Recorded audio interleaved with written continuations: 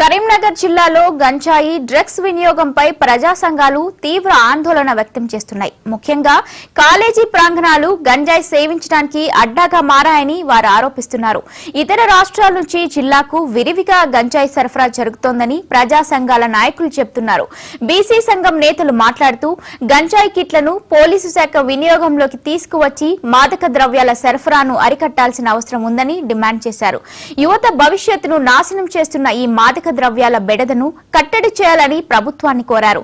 ఈ అంశంపై బీసీ సంఘం నేతలతో మా ప్రతినిధి రామకృష్ణ మరిన్ని వివరాలు అందిస్తారు.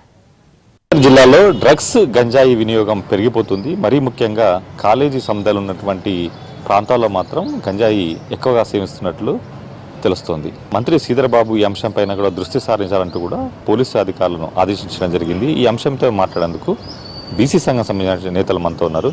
మీరు చెప్పండి, మరీ ముఖ్యంగా మంత్రి శ్రీధర్బాబు ఆదేశాలు జారీ చేసినటువంటి పరిస్థితి వరకు ఎందుకు వచ్చింది? కరీంనగర్ జిల్లాలో గంజాయి డ్రగ్స్ వినియోగం ఏ స్థాయిలో ఉంది? గతంలో చూసుకుంటే హైదరాబాద్ మహానగరంలో మాత్రమే డ్రగ్స్ కానీ గంజాయి మాత్రం ఉంది. ఇప్పుడు కరీంనగర్లో మొదలైంది. విద్యాసంస్థలు కాకుండా కొంచెం కొన్ని చోట్ల కిరాణా షాపులో కానీ ప్లస్ పాండాబాలో కానీ తీవ్రంగా గంజాయి అమ్మడం మొదలుతున్నారు. దీనివల్ల విద్యార్థులు మరియు ఉద్యోగస్తులు కూడా ఈ అలవాటుకు దూరం చేరుతుంది.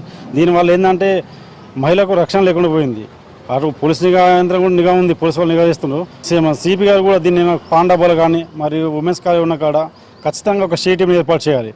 షీటీని ఏర్పాటు చేసి కిరాణా షాపులో కానీ మరియు కొన్ని పాండబ్బాలు ఏరియాలలో మళ్ళీ అదే సిటీకి దూరంగా ఉన్న కొన్ని అడ్డాలు వేసుకొని 10 మంది అడ్డాలు వేసుకొని రూమ్లు వేసుకొని గంజాయి తాగడం చేస్తున్నారు. అంటే ఈ గంజాయి అనేది ఎక్కువ ఏ ప్రాంతాలు చూస్తున్నట్టుగా మీ అబ్జర్వేషన్ తెలిసింది? ఇప్పుడు ఏంటంటే హోటల్స్, అడ్డా హోటల్స్ అని చెప్పి చుట్టుపక్కల ప్రాంతాల నుంచి వచ్చి వాళ్ళను ఎంటిలేట్ చేసుకొని ఈ గంజాయి బాగా విచ్చలవిడిగా అమ్ముతున్నారు వాళ్ళు. అంటే ఇతర రాష్ట్రాల నుంచి ఇక్కడికి వస్తుందని సరఫరా చేద్దాం మీరు అనుకుంటున్నారు?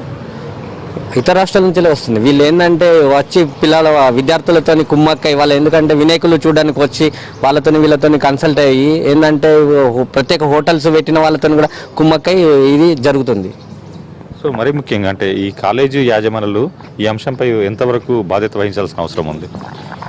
అంటే డ్రగ్స్ పైన కాలేజీ యాజమాన్యాల కంటే కూడా పోలీసు వ్యవస్థనే చర్యలు తీసుకుంటే బాగుంటుంది.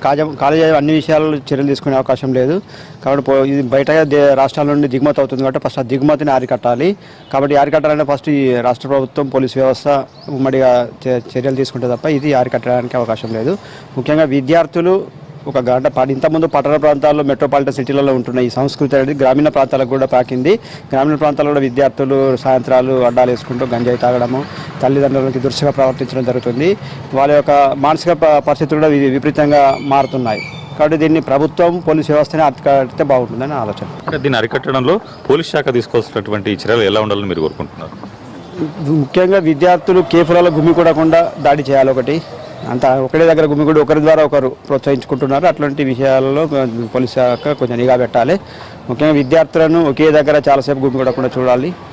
అప్పుడు అయితే అట్లాంటి అవకాశం అరికట్టడానికి అవకాశం ఉంటుంది. సో ఇది మొత్తానికైతే గంజాయి డ్రగ్స్ అంశంలో కాలేజీ యాజమాన్యాలు విద్యార్థులకు కౌన్సిలింగ్ చేయడంతో పాటు పోలీస్ శాఖ కూడా ముమ్మరంగా ఏదైతే దాడులు నిర్వహించాలి, అదేవిధంగా ప్రత్యేకంగా వచ్చినటువంటి కిట్స్ ఏవైతే ఉన్నాయో గంజాయి డ్రగ్స్ వాటిని ఒకవేళ సేవించితే కనుక పసిగట్టేటువంటి సాధనాలు కూడా జిల్లాకు రావడం జరిగింది. వీటితో కూడా ఈ టెస్టులు ఎక్కువ నిర్వహించాలని చెప్పేసి కూడా వీలు కోరుతున్నారు. కెమెరామెన్ వినయ్తో రామకృష్ణ, మహా న్యూస్, కరీంనగర్ నుంచి.